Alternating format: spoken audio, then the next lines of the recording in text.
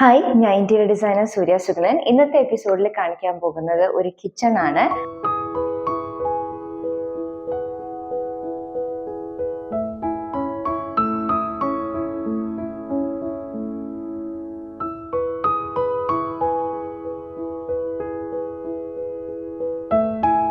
ഒരു L shape and ഇവിടെ ഒരു സ്ട്രെയിറ്റ് ആയിട്ടുള്ള ഒരു കിച്ചൺ ആണ് കാണിക്കാൻ പോകുന്നത്. ഒരു olive green colour and white കോമ്പിനേഷനിലാണ് ഈ കിച്ചൺ ചെയ്തെടുത്തിട്ടുള്ളത്.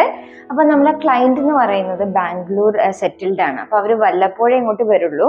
അതുകൊണ്ട് നമുക്ക് ചെറിയ റിക്വയർമെന്റേ ഉണ്ടായിരുന്നുള്ളൂ. അപ്പൊ നമുക്കൊന്ന് കണ്ടു നോക്കാം.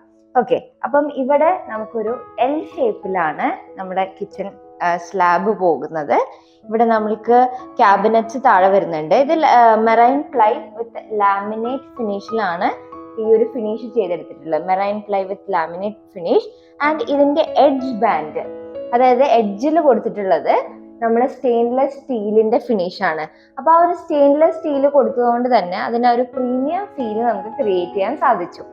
ഓക്കെ, പിന്നെ നമ്മൾ ടോപ്പ് നോക്കുകയാണെങ്കിൽ നമ്മൾ നാനോ വൈറ്റ് ആണ് കൊടുത്തിട്ടുള്ളത്. പിന്നെ നമുക്ക് ഈ വീട് കണ്ടാൽ മനസ്സിലാവും, നമ്മളൊരു ഇന്റർലോക്കിൽ നമ്മൾ തന്നെ ചെയ്തെടുത്തിട്ടുള്ള കൺസ്ട്രക്ഷൻ ആണ്. നമ്മൾ ഇന്റർലോക്ക് മഡ് ബ്ലോക്ക് ഉപയോഗിച്ചിട്ടാണ് ഈ വീട് നമ്മൾ ചെയ്തിട്ടുണ്ടായിരുന്നത്.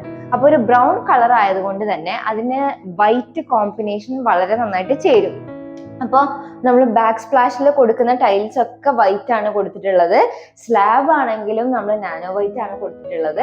അതുകൊണ്ട് തന്നെ ആ ഒരു ഏരിയ ബ്രൈറ്റ് ആയിട്ടാണ് ഇരിക്കുന്നത്. ഇപ്പൊ നിങ്ങൾ ആ ഒരു ഗ്രീൻ കളർ നോക്കുകയാണെങ്കിൽ തന്നെ ഒരു ഡാർക്ക് ഗ്രീൻ ഷെയ്ഡോ അങ്ങനെ ഒന്നും അല്ല പോയത്. ഒരു ലൈറ്റ് ഗ്രീൻ, ഒരു ഒലീവ് ഗ്രീനിന്റെ ഷെയ്ഡിലേക്കാണ് പോയിട്ടുള്ളത്. ഇവിടെ നമ്മൾക്ക് സ്റ്റൗവ് ഉണ്ട്. അതേപോലെ തന്നെ ഒരു സിംഗിൾ യൂണിറ്റ് ആയിട്ടുള്ള സിങ്ക് ആണ് കൊടുത്തിട്ടുള്ളത്.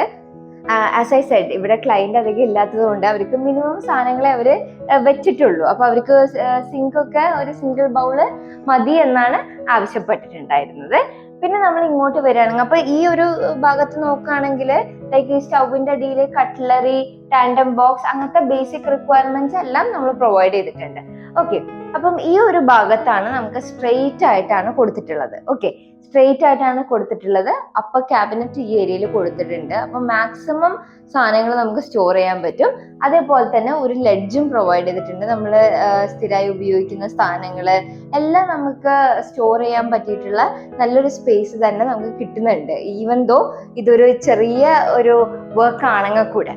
അത് കൂടാതെ നമ്മൾ ഇവിടെ നോക്കുകയാണെങ്കിൽ നമ്മൾ ഇവിടെ ഒരു റോഡ് കൊടുത്തിട്ടുണ്ട്. ഇത് വളരെ അധികം ഉപയോഗപ്രദമായിട്ടുള്ള ഒരു കാര്യമായിട്ടാണ് മിക്ക ക്ലയൻസും പറയുന്നത്.